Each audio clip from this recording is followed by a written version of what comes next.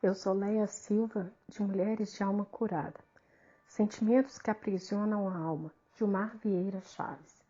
Capítulo 8. Culpa, a prisão da mente. O que é culpa? Diversas são as definições dadas à palavra culpa. O vocábulo pode tanto indicar uma falta involuntária, como o não cumprimento de determinada obrigação ou a quebra voluntária de um princípio ou regra. Pode também designar a prática intencional ou não intencional de um pecado, delito ou crime. Outro sentido é o que se atribui ao sentimento consciente que se apodera do indivíduo que comete um delito, ou à emoção que consome alguém que se sente responsável por uma falta que não cometeu. De modo objetivo, entende-se por culpa a responsabilidade conferida a alguém que provocou algum tipo de prejuízo, material, moral ou espiritual, intencionalmente ou não, a outra pessoa ou a si próprio. Dentro dessa dinâmica, pode-se ter o culpado, o que tem ou que sente a culpa, o ente possuidor da culpabilidade, estado do que é culpável. O culposo, aquele a quem a culpa é atribuída, mesmo diante da inexistência de provas ou sem que, necessariamente, o delito tenha sido cometido. O culpável, aquele sobre quem se pode lançar algum tipo de culpa devido a uma atitude censurável. A falta, um delito menos moral, mais brando que o pecado, porém mais acentuado que o simples erro. O complexo de culpa, o sentimento de culpa que a pessoa carrega consigo sem que tenha havido uma falha concreta ou quando o infrator já cumpriu a pena pelo seu erro. Diferença entre culpa e dolo. Na língua portuguesa, dolo significa artimanha, fraude, má-fé, engano.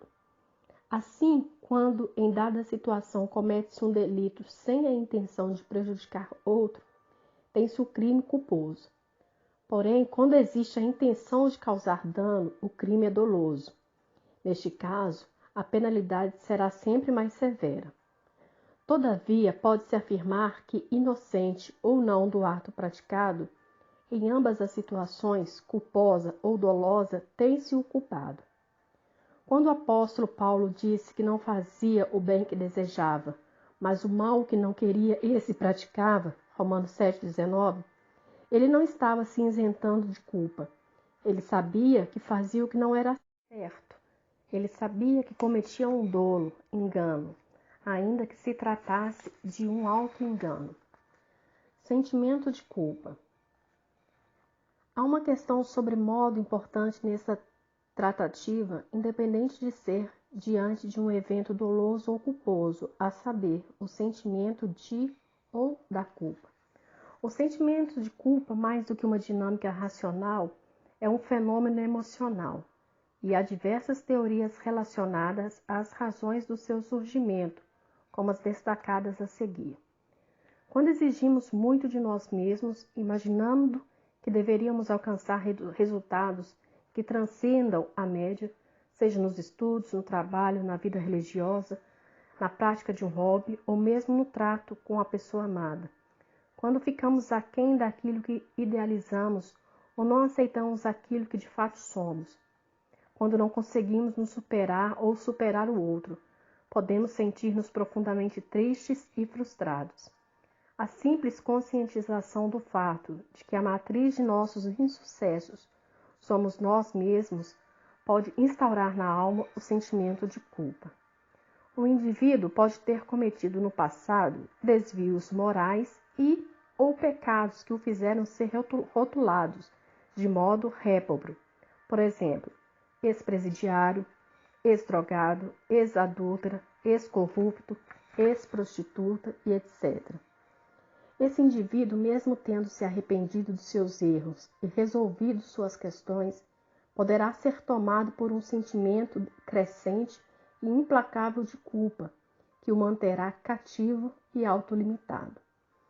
Quando não somos perdoados pelo outro, mesmo pedindo perdão, ou quando não conseguimos nos perdoar, mesmo sendo perdoados, por aqueles a quem ofendemos, ou quando não nos consideramos dignos do perdão alheio ou do auto-perdão. Podemos ser tomados por um paralisante sentimento de culpa. O que a Bíblia diz sobre a culpa? Dentre outras considerações sobre delitos e pecados cometidos pelo ser humano, a Bíblia diz que todos têm algum tipo de participação na culpa. Romanos 5, 12, 19. Pelo que, como por um homem entrou o pecado no mundo, e pelo pecado a morte, assim também a morte passou a todos os homens. Por isso que todos pecaram. Porque, como pela desobediência de um só homem, muitos foram feitos pecadores, assim pela obediência de um, muitos serão feitos justos. Justamente por isso, todos estão destituídos da glória do Altíssimo. Romanos 3, 23. Ou seja, estão afastados do convívio imediato e próximo com o Senhor. E o salário, o pagamento, a prestação de contas, a liquidação do delito, do crime, do pecado cometido é a morte. Romanos 6, 23. Ainda que não creia na palavra de Deus, qualquer ser humano pode alimentar em seu coração, em relação ao seu crime, delito ou pecado, sentimentos de culpa, os quais desencadeiam angústias profundas. Os filhos de Jacó sequestraram José, seu irmão caçula, prenderam-no e venderam-no como escravo. Somente depois de muito tempo refletiram sobre suas ações. Gênesis 42, 21. Então disseram uns aos outros: na verdade, somos culpados acerca do nosso irmão, pois vimos a angústia da sua alma, quando nos rogava. Nós, porém, não ouvimos. Por isso vem sobre nós esta angústia. O texto bíblico e o sentimento de culpa. Deus, a seu tempo e modo, aplica as punições, correções devidas aos culpados. Deste modo, é natural que, diante da iminência de graves consequências, o ser humano revele a perturbação de sua alma. A Escritura descreve o sentimento de apertura, motivado pela culpa, real ou hipotética, vivenciada por homens tementes e fiéis. Jó sentiu-se perseguido por pessoas de sua confiança, que lhes atribuíram culpa pelas agruras que enfrentou. Jó 19, 19 e 20. Paulo, o apóstolo, declarou ser o principal dos pecadores, 1 Timóteo 1,15, e o homem miserável, Romanos 7, 24. Davi, o grande monarca israelita, devido à sua iniquidade, experimentou angústias atrozes. Em dado momento, ele afirmou que seus olhos, alma e corpo estavam consumidos de tristeza. Salmos 31, 9 e 10. A solução para o sentimento de culpa. Embora a Escritura afirme categoricamente que as misericórdias do Senhor são a causa de não sermos consumidos, porque as suas misericórdias não têm fim, de modo nenhum esta realidade poderá servir-se de álibi para a vulgarização do pecado. A Bíblia exorta-nos ao abandono das práticas pecaminosas, pois não há como comprovar arrependimento se deliberadamente cometemos os mesmos erros. Hebreus 12, 1, 13. Arrependimento. O texto sagrado convida-nos ao arrependimento. Mateus 3, 2, Atos 3, 19. Convoca-nos à confissão de pecados. Lucas 24, 47, 1 João 1, 9. Insta-nos a guardar os mandamentos do Senhor e aconselha-nos a proceder com retidão e justiça. Esdras 10, 3. Quando atendemos aos vocativos divinos em fé e contrição, nosso relacionamento com o Criador é restabelecido. O texto bíblico dá-nos a ciência de que o diabo, em sua maligna astúcia, cumpre na terra a função de acusador. Apocalipse 12, 10. Ele aproveita-se das fraquezas humanas e da falta de conhecimento da palavra de Deus para atacar a mente, empreendendo arguras ciladas. A partir do sentimento de culpa que evoca no homem, Satanás passa a manipulá-lo de modo vil. A mente é dirigida por seu conteúdo, por suas lembranças.